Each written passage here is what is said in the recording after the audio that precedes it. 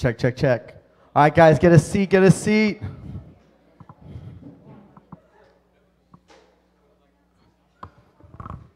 Grab a seat, grab a seat.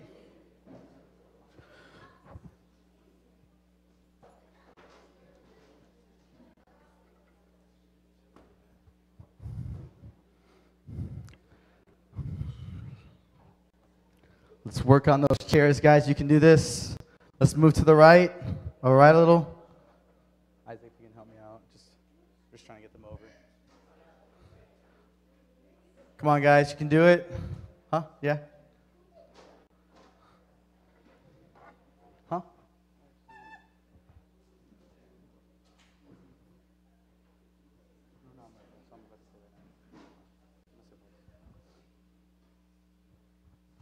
All right, everyone listen up. All right. Guys, for a lot of you guys don't understand this, and maybe you don't know this, you guys come to youth group, and I know you enjoy it, and that's awesome. But you guys got to understand these are our jobs at the end of the day. Like, this is Isaac's job. This is my job.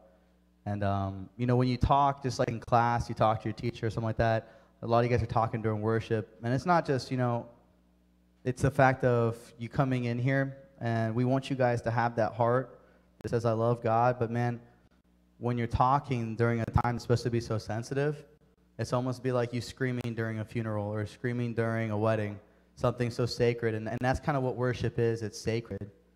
It's something that's sacred. It's something that's special. And it says a lot about who you are as a person when you do that. So that's not something to just shy away from. Like, that's just Pastor Mike talking. You guys, when you worship, man, you're stepping into the presence of God. So just be more respectful. I know that you guys are a little bit like, everyone's tired and, they got different things going on. I know there's a lot of stuff going on that you want to be at. But remember, you chose to be here, and some of you didn't. But if you come here, just know this, that worship is a sacred thing. And so you guys can joke around and be fun during games and during all these other times. But during worship, really try to have that attitude and make that effort. And I'm telling you, man, when you do, it really does change your heart. It really does prepare you for the message. If the worship's a joke, God's going to be a joke to you. Prayer's going to be a joke to you. Your quiet time's going to be a joke. It's just kind of a downward spiral from there. So, can you guys do that for Isaac in the future and for me? Can you guys do that for me during worship time? I'm not going to scold you guys. I just want you guys to know that we care about you and we care about that as a process. Now, if you need a Bible, I got the magician over here, Zen, and he's passing.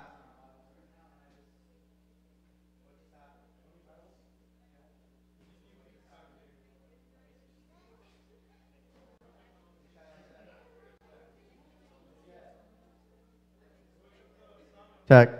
It just died, that's all. All right. All right, don't worry about it now at this point. If you have a Bible, or if not, we're going to have it on the screen. Hold on. Hey, Zen, Raul, have a seat. You're good? We're good at this point.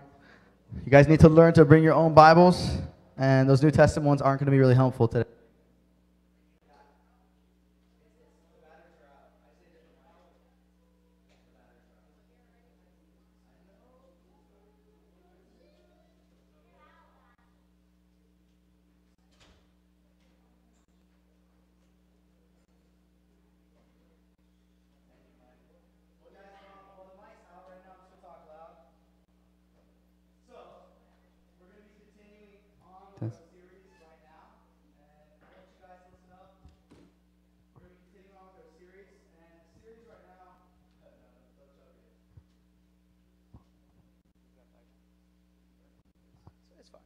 The series we're going through right now is called Dry Seasons. I want you guys to say dry seasons.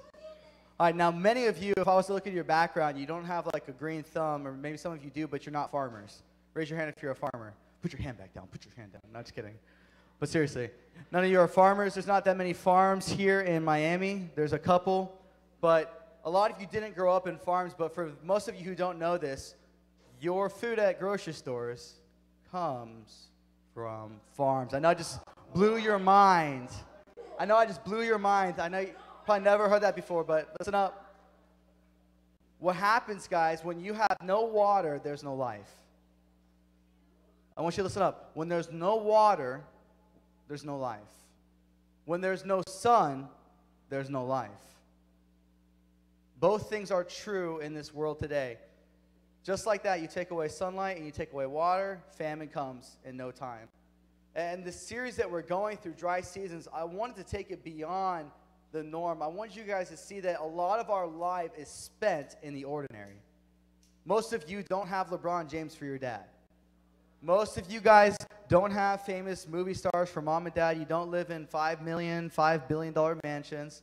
Most of you guys don't drive to school in go-karts like, Macaulay Culkin and Blank Check and all those other movies that were out when I was a kid, which you guys probably never watched. But the idea is that most of us live in an average, ordinary, or less than average and ordinary life. All right? That is just an assessment of culture today of being either in the middle class or the lower class. Most people don't live in the upper class. And it's just the true facts of how life is sometimes for the majority of people. And so I wanted to kind of show you, it's like that in the world today. Why do we find it that it has to be the same way spiritually? The same way in our relationship with Jesus Christ. See, a lot of us have accepted, guys, we're good. We have the verses. We're going to have them up on the screen. So at this point, they're going to be struggling today anyways. They're not going to be able to get through. No, it's going to be really hard for you to find. So, you got to bring your Bible then, man. And if you don't have one, I'll buy you one. Hey, so what we're continuing through is on this series of Dry Seasons, it's experiencing God in the ordinary. And I want to show you guys better ways in which you can do that in your own life. I truly believe it. I thought, what better person to talk about today than this guy named Solomon? And I'm going to go a little bit more into explaining it, but I want to do an intro with you guys right now, and I want to read this to you. And I think I just put everything I did backwards. See, if you can read upside down, raise your hand. And now put it back down. You can't do that. You can't do that. I'll have to see it. I'll have to see it. But I thought this was really cool. It said this: emptiness of life. And this is kind of what happens when you get stuck into that ordinary living. Things just become empty over a while. You seek after pleasure, you get empty. You seek after stuff and possessions, you get empty. You keep thinking that the next thing is going to make you feel better, but then all of a sudden, you want the next thing after that. There's always something better coming out because even in our culture today, marketers know this. Did you know that? Marketers know that you're going to get bored with gaming consoles. That's why every 5 to 10 years, guess what they make? A new gaming console. Why?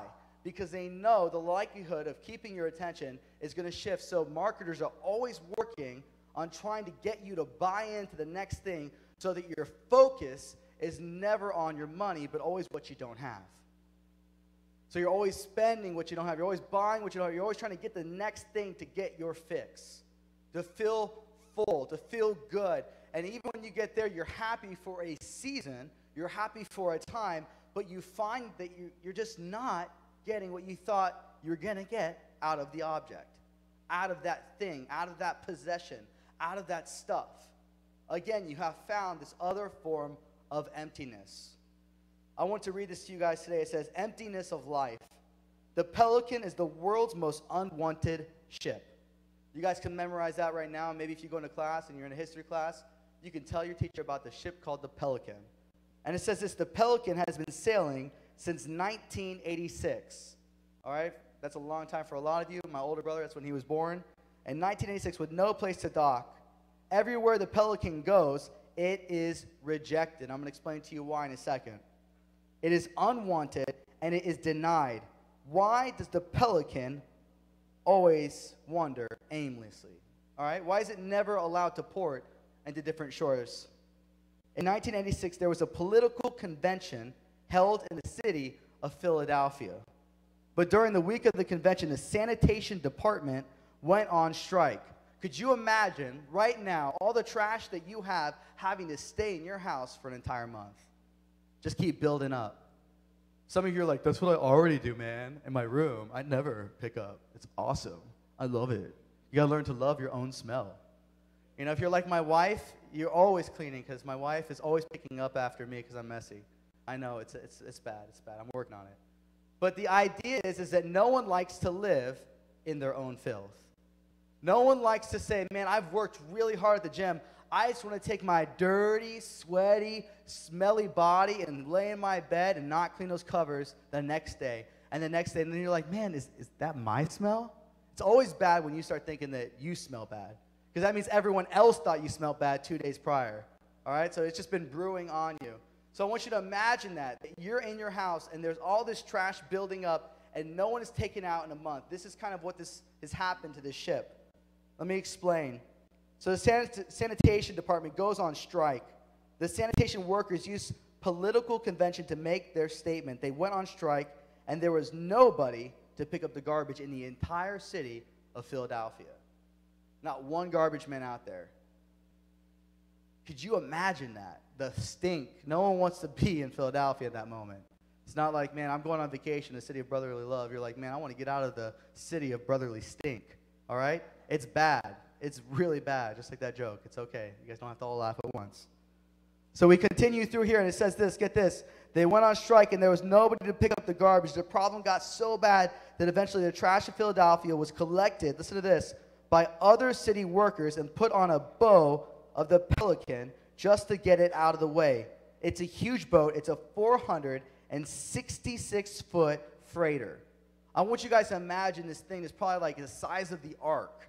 All right? This is enormous. And instead of animals coming in 2 by 2, they're taking all the trash of Philadelphia and filling it up in this boat.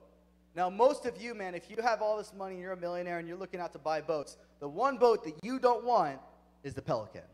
You do not want the Pelican because there's so much dirt and grime and trash it's never going to get out of the Pelican. It's always going to smell bad. It doesn't matter how much you clean it after the fact, how much you keep working on it, it's going to stink. And this is what's kind of gone on. So the problem got so bad that they had to do this. It's a 466-foot freighter. All of that garbage, unaddressed for a period of time, became toxic. It got so bad, it actually bled into the ship. The ship became toxic by definition. Now, obviously, hopefully, none of your rooms have gotten that bad. You know, hopefully everyone today decided that maybe they got to brush their teeth. They're like, man, I think I'll brush my teeth this week. That'll be good. But the idea is that it's bad to live in a toxic environment. And so we start to see here, it says the toxicity of the garbage on a Pelican, listen to this, made it an unwanted vessel. So now wherever the Pelican goes, it cannot remain there because nobody wants a boat full of trash. Life has a way of unloading its garbage on us so that over time we become filled with trash and no one wants us around. Can you imagine that? You guys know people right now, and you know people in your own life that for whatever reason, trash just keeps sticking to them. They can never get clean of the past. They can never kind of get beyond that last experience. They can never get beyond the smell that they carry around. And for some reason, when you try to be that person, and you come and you say, man, I want to be your friend. I want to hang out with you. And you're toxic. Why do people not want to be your friend?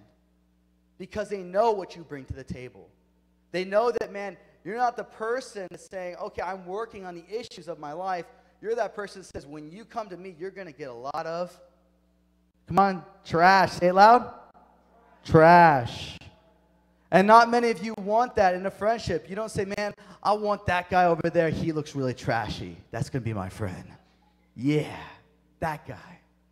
And see, we laugh and we think those things are kind of funny because there's this superficial mentality in the world today that says, okay, this is why I'm your friend and this is why I like you. You do this for me. I get this from you. There's this thing called reciprocity. That's what being reciprocal is. It means that what I give, I expect you to give. It's meets in the middle. It's 50-50. It's give and take. Reciprocity, reciprocal. And so this is kind of going on, but I wanted you guys to see it and bring it to life about this ship that nobody wanted because it was dirty. See, guys, the truth is this. It's that if you are not washed by the blood of Jesus, if you don't get Jesus into your heart, you're walking around with garbage. You're walking around with junk, and you're saying, man, I hope that the junk doesn't make me toxic. I hope that the stuff that I'm carrying doesn't bleed into my friendships. And see, the thing is that over time, you're going to realize that all these things are going to not only hurt yourself because it's toxic, but it's going to hurt the people around you. Do you guys understand that sin doesn't just affect you? It's always a misconception. That when I sin, I'm only sinning against myself. It's only me. Do you realize that not only are you sinning against yourself and the Holy Spirit that lives in your heart, if you have the Lord Jesus as your personal Savior, but you're also causing other people to stumble that are around you, saying, hey, guess what? I really looked up to that person. I really cared about that person. That person kind of let me down. And see, the thing is, it's not so much about letting the person down, but it's about allowing Christ to lift you up. Allowing Christ to lift off the trash, the garbage, the junk, the toxicity, all that nastiness, and say, hey, guess what? I know this is who you were, but I want to make you into something better. I want to actually use you to clean. I don't want to use you to get people dirty. And that's kind of what happens. Don't you get it? You guys understand germs? What's the biggest thing out at every single doctor's office? Perel. You can get that in the truckloads. They always have it everywhere. Because why? Germs are going everywhere at hospitals. Why? Because sick people go to hospitals. And so the first thing you usually do when you meet someone, you go to the room, you always put the sanitation stuff on your hand because you know you're like, man, I don't want what they have. Right? We can get it on a sickly level. We can get it when we go to a hospital. I watched this thing on Dr. Oz the other day, and they were saying that, man, if someone has a cold, a virus, they got a rope, and it was 8 feet, and they went backwards like this, and it said, this is how far germs can spread. So if someone is sick over there, this is how far you have to be, always from them. And so I want to kind of give you a mentality. Raul's the vantage point right here, and this is 8 feet away, so I'm just kind of here. But if I get too close, I'm going to get his sickness. I'm going to get his virus. And so I want you to see that we even have this mentality in normal things. It's really kind of funny because some people are like, man, I'm not like that at all. And then it's like someone gets sick, and they're the first person, oh, man, I can't shake your hand. I can't talk to you. I can't be near you. And you have the mask on, you the paintball mask. You look like Freddy from, all these scary movies. You get crazy with all your germophobic stuff. It's just, I want to kind of paint that picture for you guys. So we're going to jump into Scripture right now, and I want you guys to open up to Ecclesiastes chapter 1. And that's a really hard place to find. It's a little bit after Psalms and Proverbs. All right? But Ecclesiastes was written by this man called Solomon. I want you guys to say Solomon. Solomon. Solomon, guys, was the youngest son of David. David's youngest son. And so I want you to imagine, here's the youngest son who's not necessarily supposed to inherit the kingdom, but every single older brother who was supposed to get the kingdom after David messed up royally. They really made a lot of mistakes. And for those of you who have younger brothers, the younger brothers usually get to learn from the older brother's mistakes. I just know it because I have a little brother, and he always said, I saw you and Robbie, because I'm Mikey, for those of you who don't know me, and my older brother's name is Robbie, but Thomas is my little brother. And he would always see us getting in trouble, us fighting. And he said, I just chose not to do the things that they did because it was dumb. And they always got caught, and they always got in trouble. And it's true. And he benefited a lot from that. He went a lot further than we did in our own aspects of life because he learned that lesson early on. Now, here's Solomon, just a kid. He's just a young guy. And he has this moment before God. Not many of you guys get to talk to God one-on-one, but he has this moment before God, and God says, Solomon, I'm going to give you whatever your heart desires. I'm going to give you whatever that wish is that you want. Could you imagine right now, if God asked you, what is it that your heart desires? What is it that you wish above everything else? I'll give it to you right now. And you're serious because God is really talking to you. Could you imagine that happening? Hey, guys, Alejandro, come on. I know it happens, man. It's garbage. It's garbage. And so I want you to understand, listen up, guys, be respectful. We just talked about this. Jonathan, come on. It's probably from you. All right? Hey, Zen. It's okay. They're not going to find it in there. We need to have it on the back, Zen, so you can go tell them to put Ecclesiastes on in the back. All right?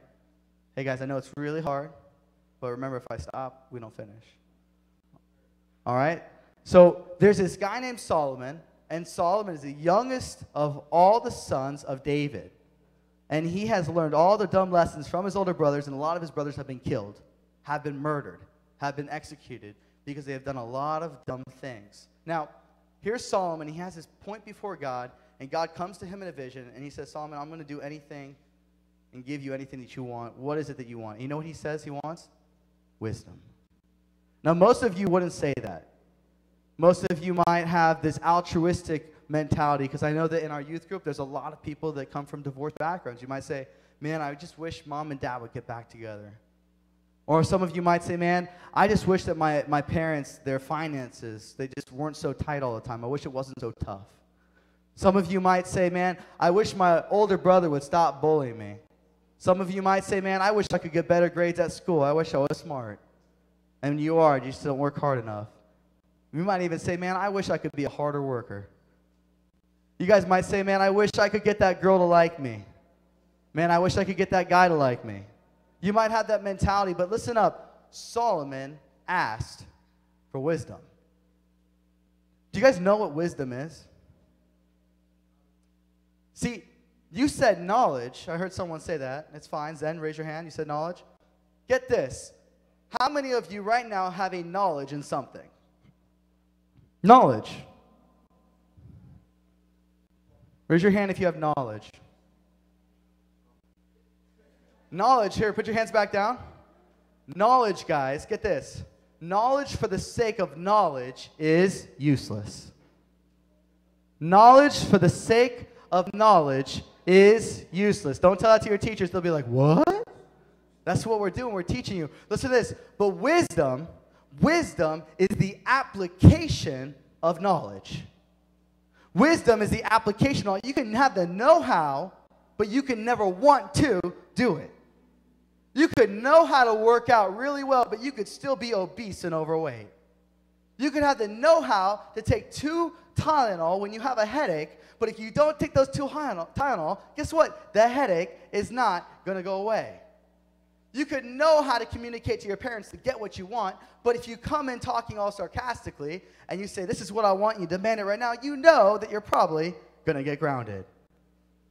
See, a lot of you know what you have to do, but the question is, how are you approaching with your knowledge? How are you utilizing what you do know? See, here's Solomon, the guy that's the wisest man that's ever lived, according to scriptures, other than Jesus. So we know that he's the wisest man to have ever lived in scriptures, other than Jesus. Crazy, right? And he wrote this entire book called Ecclesiastes. He also wrote Proverbs. And Proverbs, guys, is so awesome because he gives you wise saying, just little tiny sentences to live by. And a lot of people I know have changed their whole life just by taking a sentence a day from Proverbs and applying it to their life. But get this, Ecclesiastes is near the end of his life. Solomon is an old man now. He's a viejo, all right? I want you to imagine this old viejo, and he's there, and he's old, he's upset. He's like, man, all these young whippersnappers running around here doing their thing, using their rap music, slang. I don't even get kids these days. Why do they put their hair in a ponytail and do that with them? I don't even get it. And they might say something about that, you know? He'd be like, man, it's cool, Grandpa. And he's like, no, I'll tell you what that is, and that's a whole nother day. All right? So, I want you to listen up, guys. Here's Solomon. He is done. He has all this wisdom. He has all this knowledge. But with all the wisdom came a bunch of despair. Because he looked at the world. He's like, man, all there is all around me are a bunch of idiots. And that's, no, I'm serious. I want you to think sometimes. He's very depressed. He's very upset. He's very isolating himself. And he's very intelligent. And what happens a lot of times, a lot of intelligent people, they know how to approach life. It just gets so exhausting when everyone else isn't approaching it in the same way. When everyone else is doing dumb things around you. And friends that, man, you tell your friend, you give your friend, and you know it's good advice, but yet they keep doing the wrong thing, and you see your friends ruin their lives because they can't seem to hold on to any bit of good advice in their life. And I want you to see this, is that Solomon comes here at the end of his life, and he says this in chapter 1. It always changes the way I look at the world when he says this. He says, the words of the teacher, son of David, king of Jerusalem, absolute futility. You guys know what futility means? Futility means that no matter how you approach everything, it's going to end in the same way. That, man, if I work on this homework right now and I study my butt off, it's futile because I'm still going to get an F. So why even try? Man, if I give Alejandro advice right now, Alejandro is still just going to shake his head, laugh at my joke, turn his head and whisper and say, man, it doesn't matter to me. Even though Alejandro would never do that. He would never do that to me. It's futile. So he's saying, man, this whole idea of futility is why even try? Why even approach? Why even step out? And so here he's saying there's this futility going on, says the teacher. Remember, he's a teacher, and you guys are the students. We're all listening. We're learning. And so he says absolute futility. He goes on to clarify. It's not just futility. It's absolute, which means it can't be changed. It's not going to change. I can't change you. You can't change me. It's futile. And so he starts to say this, everything. Now he goes on a whole nother level. Everything. Anything that you could think of. Think of something right now. Futile. Before you can even come out of your mouth, futile. And he's saying it, and he's just coming out because he's coming from a place in his heart that's saying, I'm just emptied because I've taken it all in, and it's not filling me up. See, you're going to see here in chapter 1 that Solomon is specifically talking about human nature. He's specifically talking about man and women. He's specifically talking about us and our approach to life. Do you guys think that your approach to life matters? Nobody gets out alive anyways, right? You don't make it out alive, so it's futile. No, he's saying that the human nature in itself, that, man, we find a way to self-destruct. That it doesn't matter what good thing we have going for us, if it's not in God, if it's not with Jesus, we find a way to make it not work. And he's saying here it's futile. Everything's done. What does a man gain for all his efforts that he labors under the sun? What do you get when you go to a job and you work from 9 a.m. till 5 p.m.? You get a paycheck, and you go and you do it again, you get a paycheck. The life never changes. So why try? He's saying, what do you get? It's futile. So he continues through. He says, a generation goes and a generation comes. What he talks about, a generation, he's saying your parents come and then they have you, and it doesn't change. They used to have songs about this in the 70s about how the dad tried to be nice to the son, and the son didn't want to pay attention, but he was the exact same way to his dad. And the cycle never changed. The cycle never broke. The dad was the same as the son the same as his son, the son the same as his son, and so forth. And so he's saying it's meaningless. Why even try? Why even step in to make an effort? And he comes through here, he says, look at the sun. It rises. It sets. Just look outside. The stars, they're out there. Look at the sun. It rises, it sets, painting its return to the same place where it rises, gusting to the south, turning to the north, turning goes the wind. He's saying try to just take control of the wind. You can't. You don't know what's going to happen. We looked at all these hurricanes, and one moment we think a hurricane's coming, and they're all like, hey, you're all going to die. Hurricane 4, Hurricane 5, and all of a sudden, poof, the hurricane moves away. And they're like, I knew that was going to happen. Do you get what I'm saying? Is that we can try, and we can try, and we can try, but we're not God. We can try to predict, but we're not God. And so he continues through here, and he's like, look at the wind, all the cycles, it's the same. And he talks about the water now. All the streams flow to the sea, yet the sea is never full.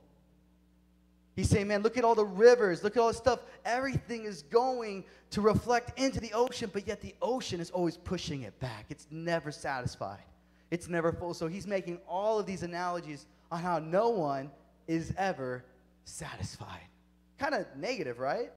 Be like, man, this guy's getting kind of dark. I need to take him to a funny movie, get this guy to laugh a little, get him to live a little, get him some Gatorade. Is it in you? He comes through here and says, the streams, the water is flowing. All these things are wearisome. He's like, man, the more you think about it, the tired and more tired you get.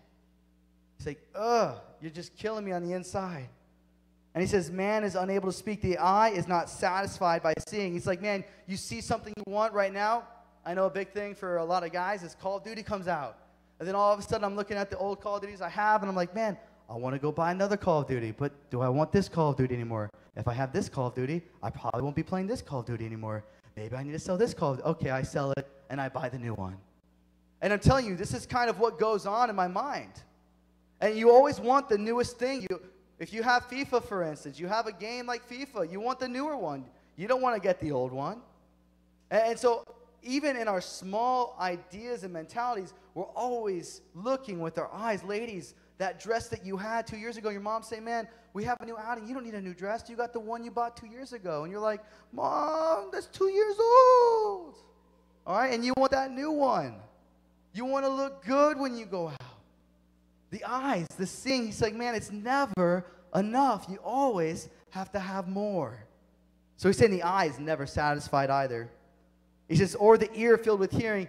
He's saying, man, you like how something sounds, but have you guys ever been on Y100 and they play the same song and you're like, oh, I really like it. That's my jam. And all of a sudden it's like, oh my gosh, they're playing it again. And the very song that you liked becomes the song that you, yes, see, you're getting it. The cycles. It's happening. And like, why is it happening? I enjoyed it, but now I hate it. He's saying even there, even that, it's meaningless. So he continues through here. He's like, what has been, it will be. And what has been done, it will be done again. He's saying, you think that you invented the sun? It's going to rise again. You think you invented the wheel? Someone's always going to make it better.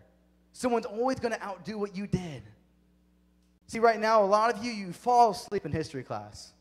And you're like, oh, man, this is boring. History, man, they're still using old stuff. And then all of a sudden, when it gets in the next 10 years of, like, you're living, you're like, oh, man, 1990s and 2000, I like that history because it's relevant to you. But you got to understand everything is building upon the past. And the moment you think that you're creative, the moment you think that you've invented something new, guess what? Somebody before created it, they probably just didn't have the resources to get it out. But someone's always building upon the same old idea. Again, Solomon's saying here, it's meaningless. Can anyone say about anything, look, this is new? He goes on to point out, this hasn't been done before. Hey, man, I got a new trick on a skateboard. I'm going to show it to you. It's called a kickflip. And he's like, yo, that's not new. Everyone knows what a kickflip is. All right, for those of you who don't skateboard, everyone knows. All right? So you continue through here. It says, it has already existed in the ages before us. There is no remembrance of those who came before. See, most of you, you know who your mom is. You know who your dad is. And if we go back even further, some of you know who your grandparents are. And if we go back even further, I had the opportunity of knowing my great-grandpa, all right? And he grew up in 1906. And his dad grew up in 1820. And see, I got the privilege of knowing him until I was 13. But get this, I didn't know my great-great-granddad. I didn't know my great-great-great-granddad. If I was to see them today in a crowd, do you think that I would recognize them? No, because we have never met. And my whole point is, do I think about them? No, because we have never met. And I want to kind of get in there. I want to kind of allude upon this that Solomon is trying to point something out to us. If you live for this present world, you're always going to find meaninglessness. You're always going to find futility. You're always going to find emptiness. You're always going to be like that person saying, man, I keep taking everything in, but it becomes the garbage of the past. It becomes the garbage of the old and never being made new. It's one thing to get something new. It's another thing to be made new. And see, I want you guys to know what that is. How do I get made new? How do I just take knowledge that I have and take it to the next step and make it wisdom? See, a lot of you, I have no doubt that you guys are smart, that you guys are intelligent, that you guys are capable. But what I do know is that some of you struggle with that, saying, okay, I know what to do, but am I going to do it? And that's okay when you're a kid. You can get away with that when you're young. But see, the problem is that it connects into our adulthood.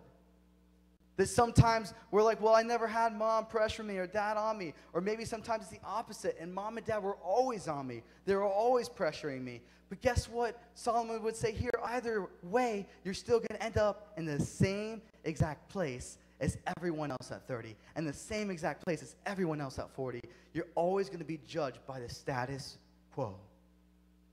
Because all of humanity is flawed, and all of it is the same. So that's kind of Solomon, but I love how Solomon ends in Ecclesiastes, and I'm going to kind of read something to you guys just to end this with Ecclesiastes, to show you something really cool. If you can, just flip with me to Ecclesiastes chapter 9, verse 11. Chapter 9:11. Ecclesiastes 9:11, all right? And this is actually one of my favorite stories in the entire Bible. Did you guys know that? This, for me, is one of my favorite personal stories in the entire Bible because it shows something so significant to me in my heart. It shows something so significant to me in the way that I think, because each and every one of you think that, man, I'm so small, I'm just one person, I'm just an individual. What can I accomplish in my life? I'm just a kid, I have a broken family. What can I accomplish in my life? I'm just that person that has no influence and no money and no friends. What can I accomplish in my life? Ladies and gentlemen, if you accomplish one thing in your entire life outside a relationship with Jesus Christ, make sure that it's wisdom. Make sure that you wield it and you make it your own. That you decide that it's not just some thing in the sand, but it's of most value in your life. Because each and every one of you can have a knowledge of Jesus and say, man, I know who Jesus is. But if you don't make it personal and move it from the head to the heart, then it's never going to become applicable to you in your life. It's always just going to be something that you talk about, but it's not ever going to be something that you own. And there's a big difference between you saying, well, my family is a Christian and I'm a Christian. My family knows about Christ, but I own a personal relationship with Jesus. See, guys, knowledge, for the sake of knowledge, is meaningless. It's futile because you're just taking in the truth of the word, but you're never allowing it to sink in where it needs to go, which is the heart. And Jesus says, man, you could have the hardest heart in the world, and I can still do something awesome and spectacular with it if you just trust in me. And I love this story, so we're going to jump into it. It says here, again, I saw under the sun that the race is not to the swift. Swift means fast. Zen's pretty fast. We raced the other day, and I thought, man, I was young still, and I forgot that I weigh 50 pounds more than I did when I was in school. And so I was in football, man, and I could run the same speed as Zen back then, but I got to Zen, I was like, I was feeling a little good about myself. I had done my stretching, and Zen got there, and he's like, okay, we're going to do this, and we started racing, and then, man, Zen just took off. He looked like the Flash, and I looked like Juggernaut running real slow, but I was like, I'm going to break something, probably my legs, trying to keep up with him. All right, so I don't end up beating him. He kills me, and he's like, yo, I went off the start too soon. He's like, do you want to do it again? I was like, no, you win, man. I concede, you win. And so I want to kind of give you this mentality that right here, he's saying, again, I saw under the sun. He's showing this revelation that life is the same everywhere you go, right? But Solomon is this guy, and he shows up, and he says, I saw under the sun. That means he experienced it himself. That the race is not to the swift, or the battle to the strong. See, a lot of you, when you think of sports, you're like, man, I need to get the strongest kid on my team. I need to get the fastest kid on my team. But see, man, I was always, as a kid, I was like that schemer, strategizer. So I would let all the people pick the big guy and the fast guys. And I would look for the smart guys. Because you know what's funny? Is that even if I'm not the fastest in the room, even if I'm not the strongest in the room, if I take an angle at life and I decide that, man, even though life is coming by, even though the fastest guy's coming by, even though the strongest guy's coming by, if I take an angle at life, I can get to it. And see, right here, I want to show you something. We see that he's saying, man, it's not about the swift and it's not about the strong. And it says here, or bread to the wise, or riches to the discerning, or favor to the skillful. Rather, time and chance happen to all of them. He's saying, man, you're always going to see a fluke. Sometimes you can see the best team in the NFL and football show up, and they have everything on paper to win. But for some reason, the worst team in the NFL beats the best team. What happened? See, guys, he would say that that's chance, that stuff just happens. But you know what? I have a strong belief that God humbles the prideful. That, man, when you think that it's all you, you think that, man, you're the one lifting yourself up. You're the one accomplishing the task. You're the one doing all these things. You know who you're giving the glory to? Yourself. And you know what I respect is someone who has the skill, who has the talent, who has the strength, who has everything going for him, but yet he can say that it's because of God that he is where he is. That's called being humble. And when you look at life like that, things start to change around you. Things start to actually happen for you. Because no one wants to be around, remember, trash. No one wants to be around that prideful, arrogant person. But they want to be behind somebody, but knows deep down inside that talent is God-given. Success even is God-given. I love the story even in the Bible where Jesus walks up and he could have just dipped out the moment he was on the cross, and he's talking to the guy, Pontius Pilate, who's going to put him there. And Pontius Pilate's like, man, I wish I didn't have to do this. He washes his hand, cleans his hand, kind of saying that, I'm innocent of this. Even though he put Jesus up to a vote to be crucified, and he was going to get crucified, and we know he did get crucified. But you know what he said to Pontius Pilate, and I'll never forget. He said that you would not have this job if my Father in heaven did not allow it. See, sometimes we forget that. Sometimes we think positionally. We think because we own this position, because we have this job, because we have this sport, because we're playing good, we're doing well, that we just own what we're doing. But the thing is, God has placed us where we're at, both wicked and good, both righteous and unrighteous. And it's not for us to always try to make sense of it, but to realize in that moment that God is sovereign. You guys know what sovereign means? It means that God is in control. And you're not.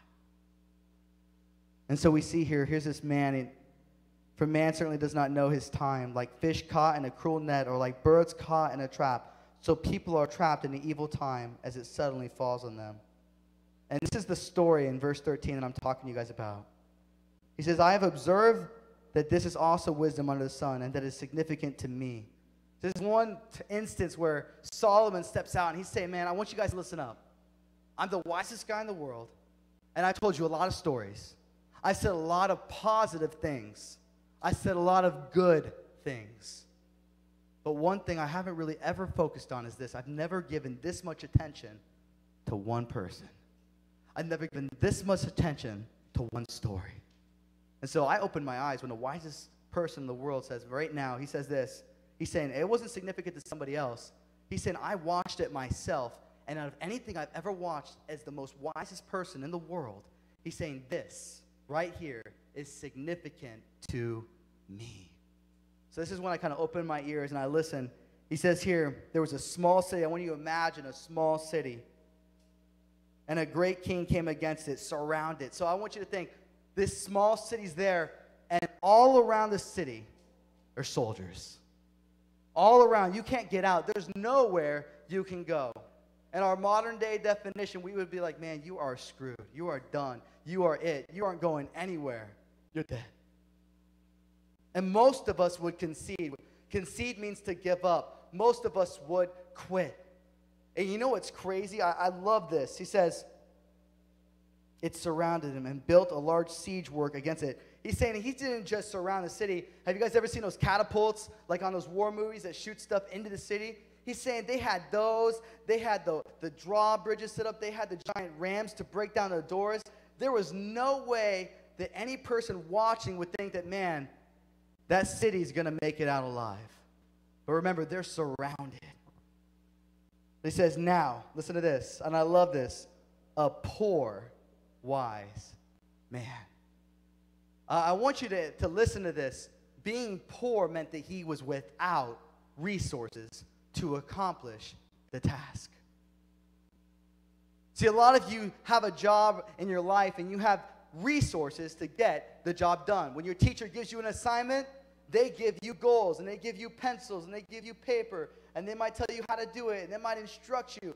There was no instruction for this poor, wise man. All he had was his poverty and his wisdom. And you would think that, man, the richest man in the world with all his resources, that's the guy to go to. That's the guy that's going to change the city. That's the guy that's going to change this world. But no, not here. He says a poor wise man was found in the city. Didn't have much going for him. Didn't have a lot of fame. Didn't look really cool on paper. Really small. I remember he's David's son. He knows all about David and Goliath. He knows all about the statistics when you're the small guy and there's a big guy in the fight. But that was one-on-one. You guys got to remember, that was just David and Goliath, even though there was this war that happened after. Back then, man, if you took out their biggest guy, they would sometimes concede and say, man, we're done. You win. But specifically right here, man, they're surrounded. This is war. And they're coming in. They want to destroy the city. There's nowhere else to go. So he says he delivered the city by his wisdom. I want you to think about that right now. He didn't deliver the city by his knowledge. Because a lot of people in that city had knowledge. And you know what's even crazier? In our society today, in America, we are rich with knowledge, but we're poor in wisdom. We're rich in having all this information thrown at us just so that we don't have to think about what's going on in our life. We find things to distract us from the junk, from the trash, from the things that are around us, so we don't have to look deep down inside our hearts and look at the emptiness that lies within. But there it is, in those calm moments. The knowledge isn't enough because we're not living in the wisdom. We're not living in the truth. And we see here that this poor man, without resources, without anything to his name, all he had was wisdom, and it was enough. And so Solomon watches all of this. And he said, man, this is so significant to me because Solomon, guys, had more money, more stuff, more than anybody who ever lived. They considered his hanging gardens and everything that he had as one of the top wonders of the world. People would come from Lebanon. People would come from all over the Middle East. People would come from Europe. People would come from Asia. And they would bring presents to King Solomon because he was the man. There was no one more popular than King Solomon. There was no one higher than King Solomon. And so you got to understand that everything that he did that was awesome, that we know that changed the world during his time, everything he did with unlimited resources. Everything he did with unlimited wisdom. But here this poor man, the exact opposite of Solomon, the exact opposite of everything that he had and everything that he was, did something he could never do. He influenced a city without wealth. He did it with wisdom. See, guys, the message here is, what do you value?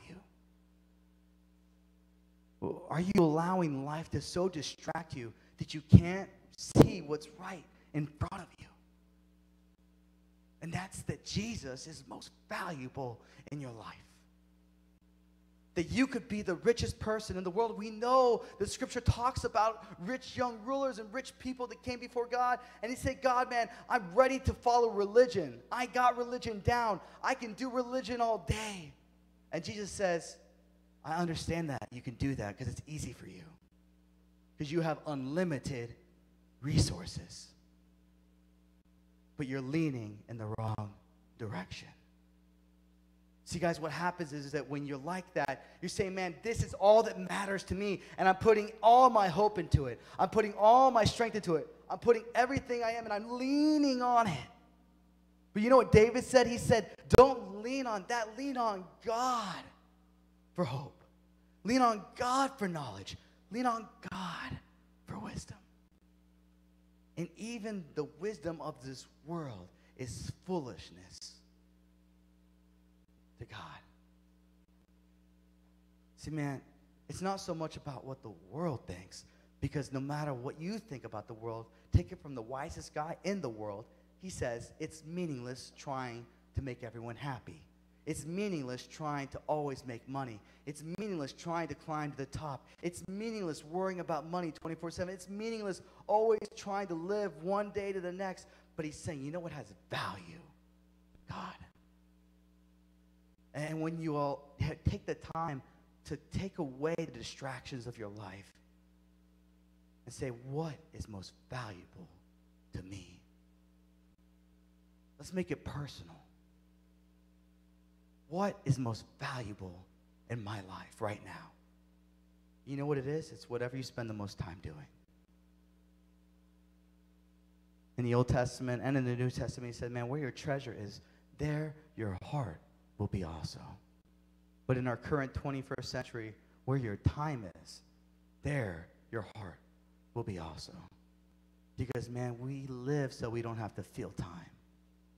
We live so we don't have to feel its strain. We live so that, man, we're always distracted. But are you focusing on what's most valuable? Because he says right here, man, this man delivered a city, and yet no one remembered that poor man. Listen to this. And I said, wisdom is better than strength, but the wisdom of the poor man is despised, and his words are not heeded. The calm words of the wise are heeded more than the shouts of rulers over fools. Wisdom is better than weapons of war, but one sinner can destroy much good. Why do I say that as I close today? One sinner can destroy much good. It's because the way Jesus wants you to see him as valuable, God sees you as valuable. And you guys know when you come together and you say, God, you're valuable. And God says, you're valuable. When you do that together, you know what that's called? Adoration, praise, worship. Because you're coming together and you're in agreement with God. And I'm in agreement with God right now. That's how you can always be worshiping in spirit and in truth. That's how you can say that even when I'm in my word, I'm worshiping God. Even when I'm praying, I'm worshiping God. Even when I'm at church, I'm worshiping God. Because it's not so much about what's going on, but it's so much about where is your heart. Because where your heart is, that's where your treasure is going to be. Where your treasure is, that's where your heart's going to be. And so we see that one sinner can destroy much good. I don't get my jollies, guys, out of telling you guys that sin is a reality. Because our generation wants you to think, listen up, our generation wants you to think sin is a fantasy. They want you to think sin doesn't exist. They want you to think that you're good enough and that because you're a good person that you're going to get to heaven. But guess what? The reality is this. It says in the scriptures, Jesus is the way. Jesus is the truth. Jesus is the life. And there is no way to get into heaven but through Jesus, because Jesus is the only one who can get to the Father. And there's a barrier called sin. Until you allow Jesus to deal and break down that wall in your heart and in your life, you're always going to be living in meaninglessness. You're always going to be basking and swimming in futility. I want to close here, and I have this verse as Isaac's up here playing the music. I thought this was appropriate as we close tonight. And I know it's been a little long because we had a little longer games, but I promise I won't be long. We're going to close in prayer right now. But here's the verse, and I want you to really take it to heart. I want you to really own it, because this isn't my words and this isn't Solomon anymore.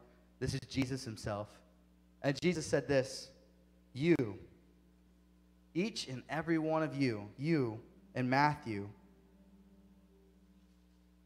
5:13,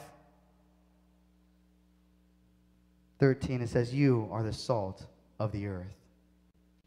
But if the salt should lose its taste, how can it be made salty again? It's no longer good for anything but to be thrown out and trampled on by men. You are the light of the world. A city seated on a hill cannot be hidden. No one lights a lamp and puts it under a basket, but rather on a lampstand, and it gives light for all who are in the house. In the same way, let your light shine before men, so that when they see your good works, remember what I talked about before? They give the glory to God.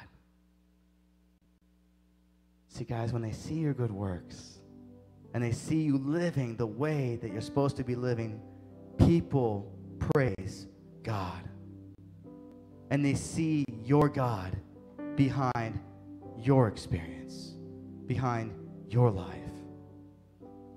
And my thing I don't want to happen to you guys is you to buy in to the fool's mentality and saying, I'd rather be a fool and live for myself than be a wise man in the house of God.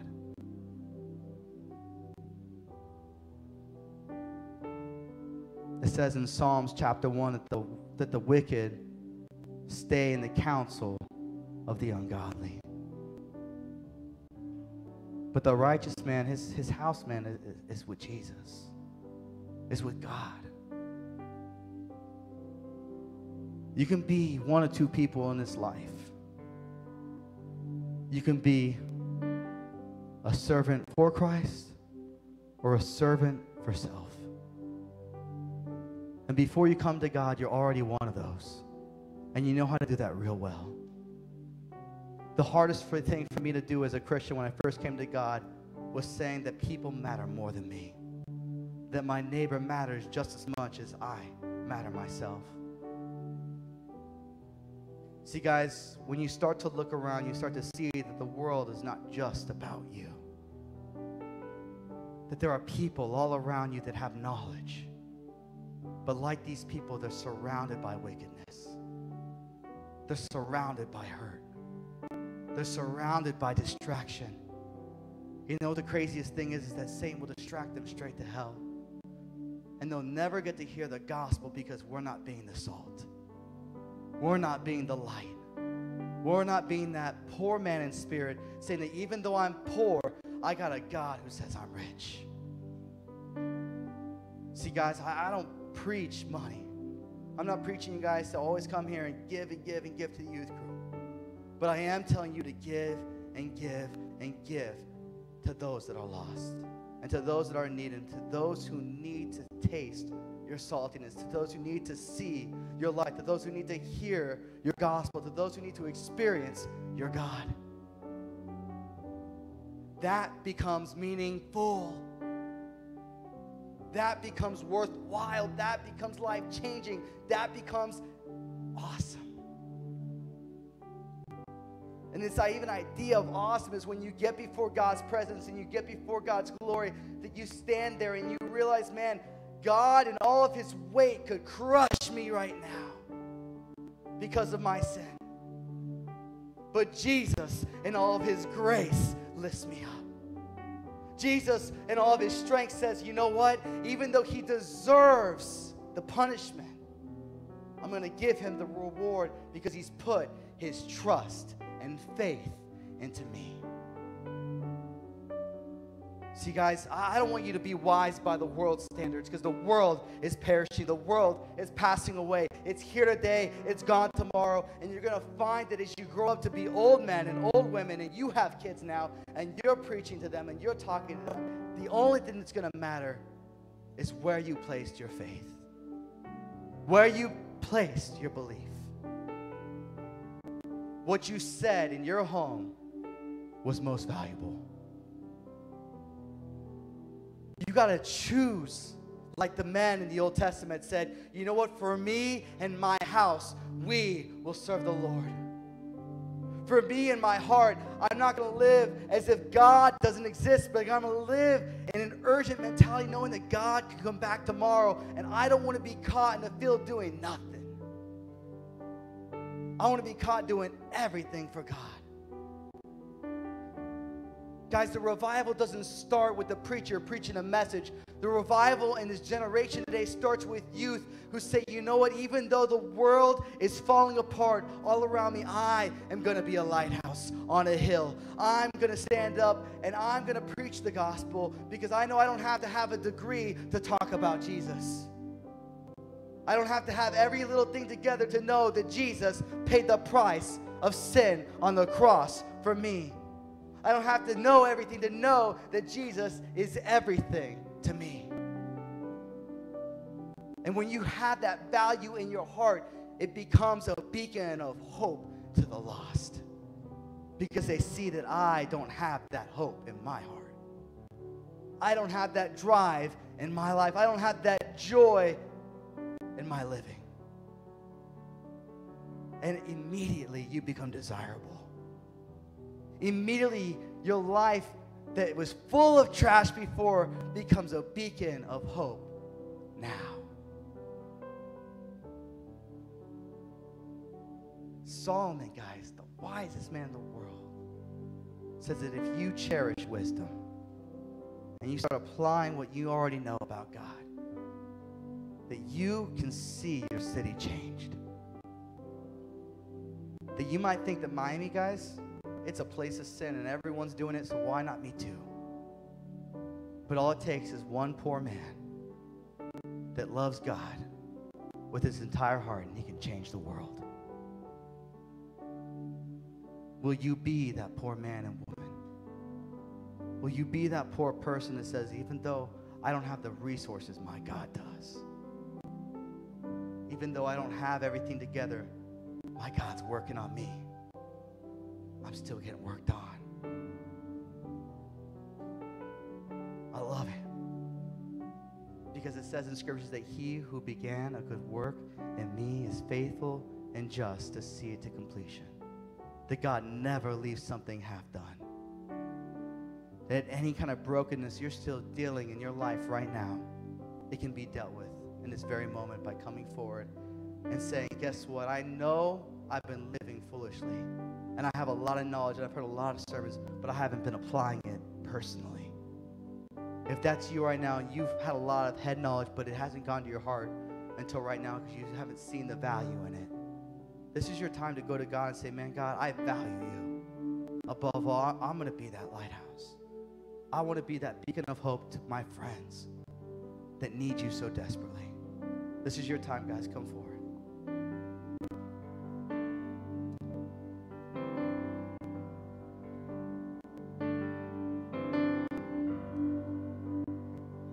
This is the air I breathe. This is the air I breathe. Your holy presence living in me.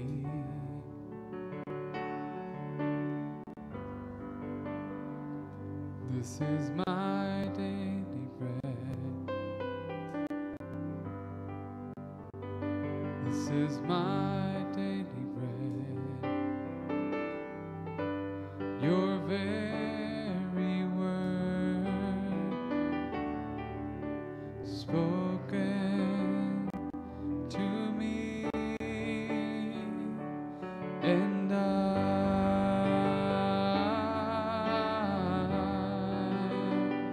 I'm desperate for you,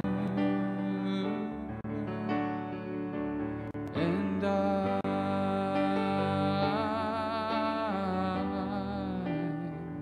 I'm lost without you.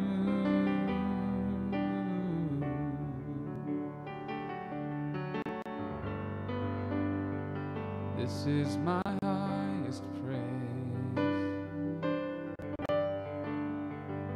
This is my highest praise. I hear your spirit calling to me.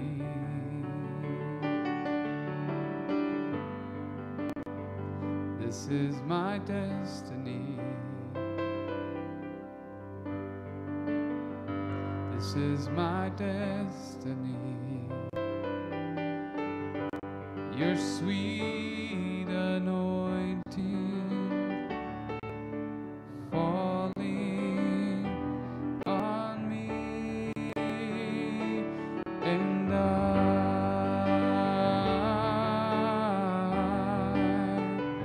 I'm desperate for you,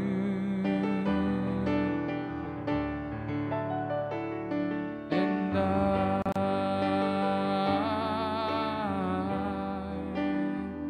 I'm lost without you, and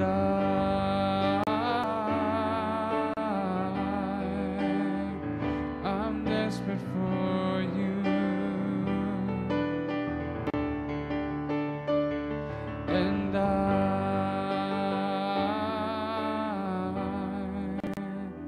I'm lost without you. I'm lost without you. I'm waiting for you. As we close tonight, I want you to know this, that you have all your friends here, and I know that sometimes there's a lot of distractions that go on. But one thing that is true is that, man, if you don't know Jesus, that's on you. You gotta seek God out. And if you want a relationship with Jesus, Jesus makes it easy. He says, you know what, my burden, it's easy. My yoke, it's light. That, man, if you're ready to submit to me, that means come to me and give your life to me. He says he's ready to give you all of him. But he waits for you to go all in. When you say, God, I'm all in, Jesus says, I'm all in.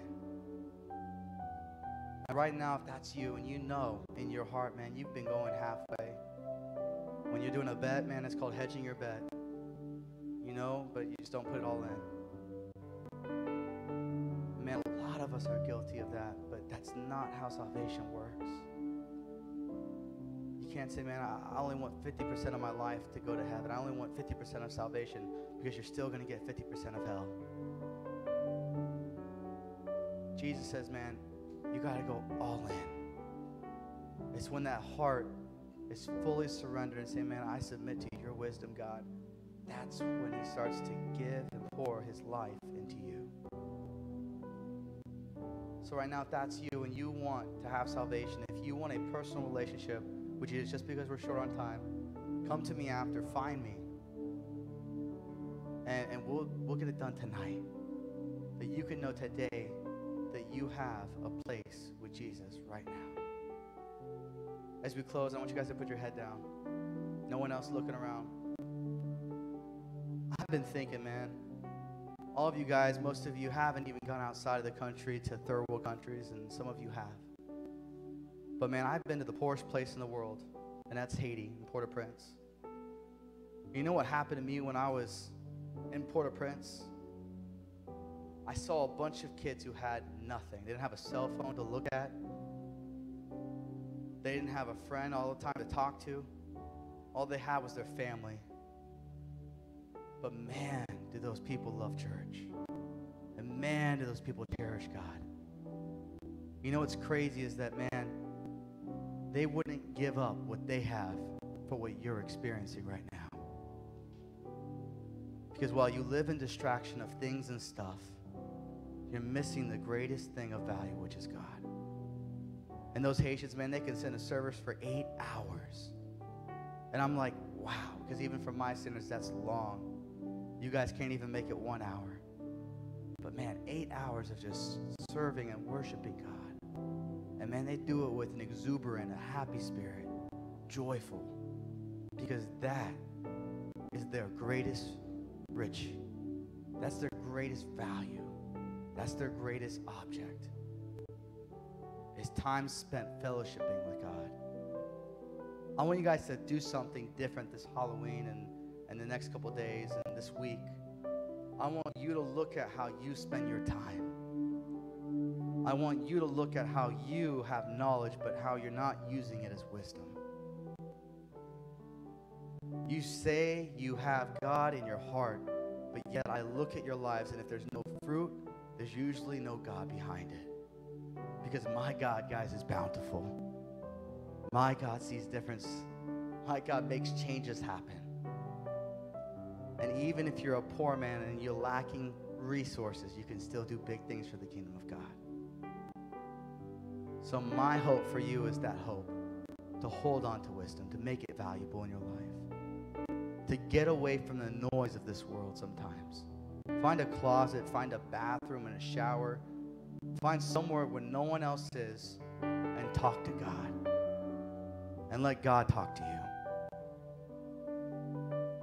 And I'm telling you, it will transform and change your life like nothing you've ever felt before.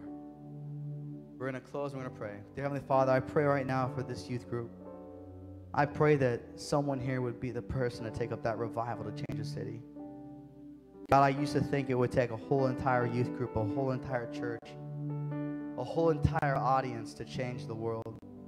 But yet, like Solomon, I get so into myself, not realizing that, man, you can do something even through one person that fully believes and fully has faith in you, God. I want to see, God, in my youth group, faith changers. I want to see kids that, man, they believe God's going to do something. They put all of their hearts into it, and they show up because they don't want to miss the thing that God's going to do. God, I pray right now for their hearts and also for their attitudes about worship. God, I pray that the only time they talk to you, God, would not be just at the dinner table in a church. But God, that you would become more than a tradition, but you would become real, a reality in their heart and a reality in their life. God, I pray for all the needs in this church, for those who are struggling financially. I pray for those who have broken families. I pray for those who have broken relationships right now. I pray that no matter the pain or the hurt on their shoulders, that God, that you would start focusing and leaning on you for help. And that God, they would be patient while they wait on you, knowing that you're listening and knowing that you're there. God, I lift all this up to you. And in your name I pray.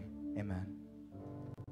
All right, guys, we are finished. Everyone stay seated, though. We got 2 announcements. But right now, before you have the announcements, if you have your costume on, I need you to come forward. I got something for those who put their costumes on. So if you got a costume, Raul, you're one of them. Sophia, you got a costume. Oh, man, you fail. You fail. You fail. Anyone else, man? Anyone special? Yeah, what are you, man, with the holes in the jeans, man? Movie star? All right, no one else? All right, here we go. So we're going to do a clapping vote, all right? And I'm going to do it 3 times, actually 2 times because we're short on time. All right, if you like Ant-Man, because that's who he is today, is Ant-Man. If you like Ant-Man, I want you to clap. All right, all right. If you like Miss Red Riding Hood, I want you to clap. Sorry, I'm the same, man. If you like Harry Potter, I want you to clap. Oh, man. All right. This is how we're going to do it. All right, Harry Potter is going to get 1 gift card. Here we go, because they won the best costume. And then now, for runner-up, we only got 1 more card. And this is what we're going to do. We're going to give it to both of you because you're family members, so I'll let you hold on to it. Congratulations. Go home, have pizza, and have an awesome time. Hey, guys, what else do we have? Real quick.